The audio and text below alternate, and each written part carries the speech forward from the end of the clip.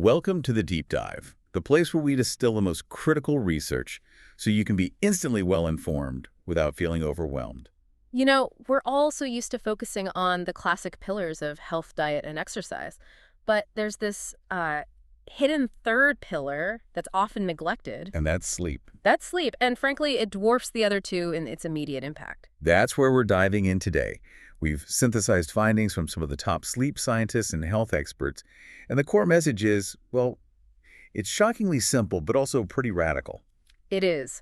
One source describes sleep as, and I love this quote, the single most effective thing we can do to reset our brain and body health each day. It even goes further, right? Someone called it. Mother Nature's best effort yet at contra-death. Wow. But here's the devastating truth we have to face right out of the gate.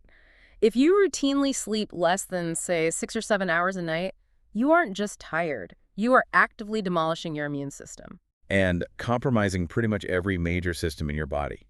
We treat sleep like it's a luxury, something you can, bank and pay back later. But the research is clear. This is fundamentally a survival issue. Okay, let's unpack this. We have to start with the catastrophic consequences. We really do. And we have to begin with your immune system because the findings here are just. They're immediate and they're frankly terrifying. This isn't just about feeling cranky. Not at all. Lack of sleep more than doubles your risk of cancer. And this isn't from years of deprivation. That's the part that really stopped me. This isn't some theoretical long-term risk. It's observable damage after, what, just one bad night? Just one. It's profoundly simple and scary. A single night of only 4 hours of sleep. So say you crash at 3 a.m. and have to get up at 7 a.m. for a meeting. Exactly that scenario. That one bad night sweeps away 70% of your natural killer cells. 70%. That's a massive operational failure for your body. It is. These are your cancer-fighting immune cells. They're your first line of defense. And to lose nearly 3/4 of that defense overnight, it's an immune deficiency that should make us all rethink our schedules immediately. And it's not just cancer. The sources link inadequate sleep directly to all the big chronic diseases, right? Every single one.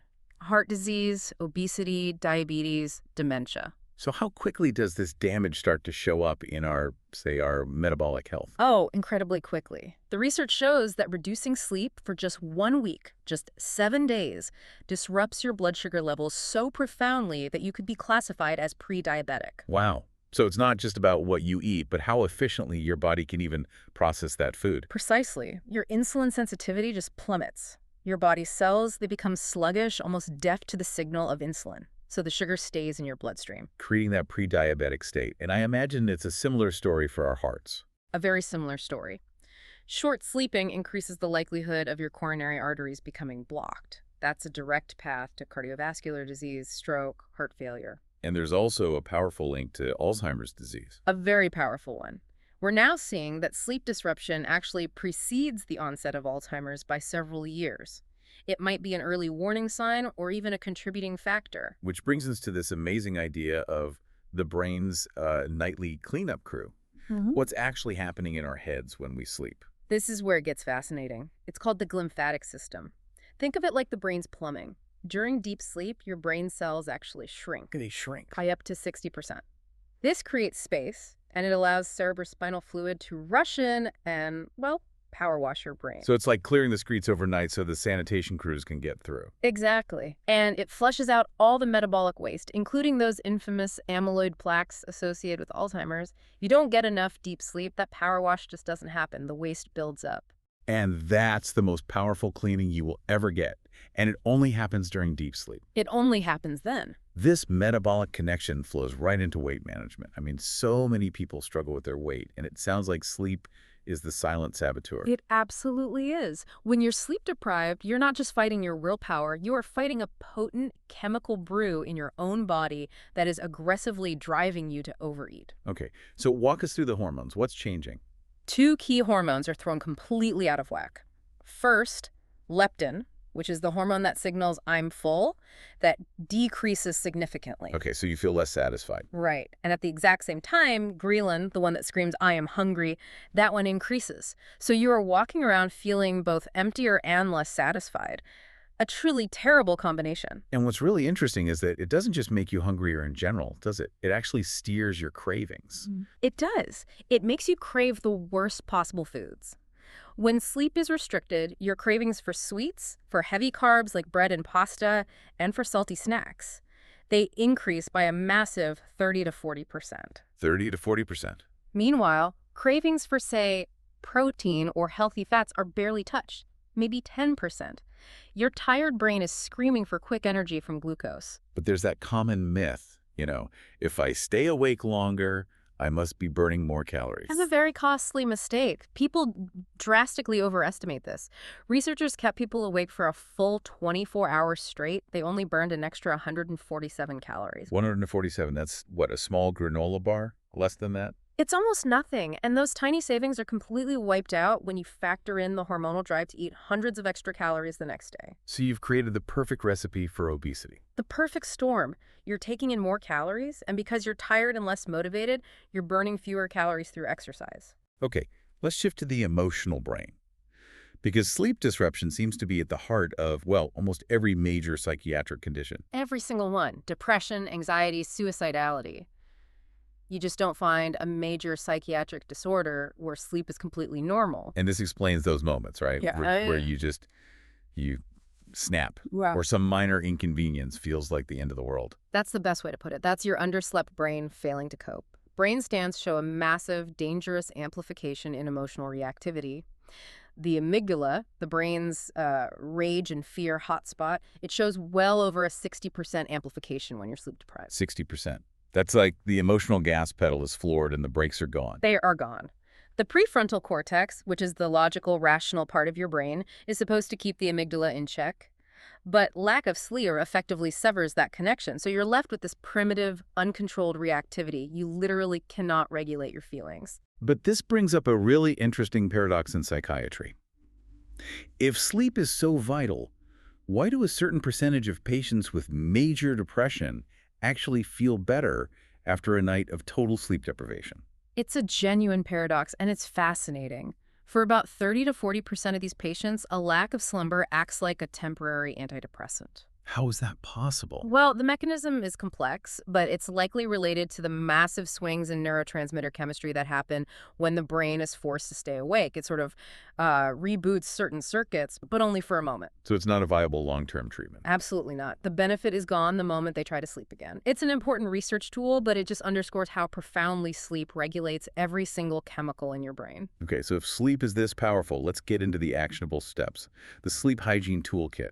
Where do we start? The environment. It has to be completely conducive to sleep. And if we have to pick one single enemy of sleep, full stop, it is light. Action item 1. Eliminate all light. Make your bedroom a cave. This means those little pinpoint LEDs on your electronics, too. And especially digital clocks. They are so dangerous for sleep. Because of the light they emit. That. And because if you wake up and see that it's 3:31 a.m., your brain instantly kicks into stress mode. You start doing the math, calculating how much time you have left, and that anxiety is what keeps you awake. And the blue light from our screens is particularly toxic, isn't it? Critically so. Yeah. One study showed that using a tablet for just 2 hours before bed blocked the release of melatonin, the darkness hormone, by over 20%. That's a huge disruption. Okay, moving on. The second factor, which I think is really underappreciated, is temperature. Yes. Action item 2. Keep it cool. Your body needs to drop its core temperature by about 2 to 3 degrees Fahrenheit to initiate and sustain sleep. So if your room is too warm, you're actively fighting against your body's natural biology. You are. The ideal temperature is somewhere around 65 to 68 degrees Fahrenheit, or 18 Celsius. It should feel a little cool when you first get in. Let's talk about the two big behavioral saboteurs. Yeah. The things people reach for when they're tired. Caffeine and alcohol. Action item 3. Manage your intake. Let's start with alcohol. People think it's a sedative, but it is a terrible sleep aid. It fragments your sleep with dozens of tiny awakenings you don't even notice. Well, it's not restorative sleep. Not at all. And it's one of the most powerful suppressors of REM sleep, which is critical for your mind. And caffeine. You mentioned it blocks the sleepiness chemical, adenosine. Can you explain that caffeine crash? Sure. Caffeine basically puts up a barricade around the adenosine receptors in your brain so you feel awake, Wow. but all that adenosine is still building up outside the gate. Waiting. Waiting. And when your liver finally dismantles that caffeine barricade, hours later, all that accumulated sleepiness rushes in at once. That's the caffeine crash, that sudden overwhelming wave of exhaustion. So finally, let's talk behavior. Sleeping pills have risks. What's the better long-term solution? The gold standard, far more effective than pills, is something called cognitive behavioral therapy for insomnia, or CBTI. Its benefits last long after therapy ends. So what are some of the core rules from CBTI that we can start using tonight? Action item 4. Establish a routine and rules. First, a regular bedtime and wake-up time, even on weekends. Consistency is king for your internal clock. Rule 2. Go to bed only when you're sleepy. Don't force it just because the clock says it's time. And what if you're lying there, wide awake? This is crucial. If you've been awake in bed for more than 20 minutes, get out of bed. Hurry up. Get up.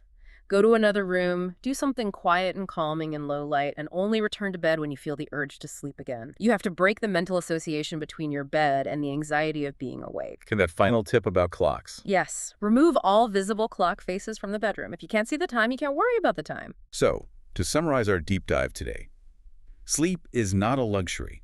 It is foundational. It's essential for your immune defense, for your metabolic health, and for your emotional stability. And even small changes.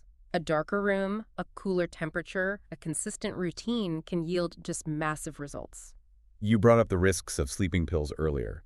It's worth circling back to just how serious those are. It is. The long-term data is vital. The benefits of CBTI last. Sleeping pills, on the other hand, are minimally helpful, and they are associated with a shockingly high mortality risk. How high? The studies show that even occasional users, people taking as few as 18 pills a year, are 3.6 times more likely to die than non-users. 3.6 times. That's a stunning statistic. It is, and it really underscores why we have to prioritize these natural behavioral changes.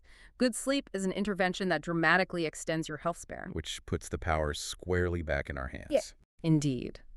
So I want to end with this provocative thought for you, the listener. Think about tracking your own sleep. You don't need a fancy device. Just take notes on how you feel, because seeing is believing. You'd probably find a direct link. You would.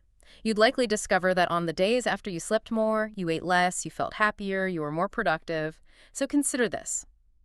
What could just a small increase, even 15 or 20 extra minutes of quality sleep each night, do for your health and your productivity over the next year? A small investment with an absolutely immense return. Thank you for taking this deep dive with us. We'll talk to you next time.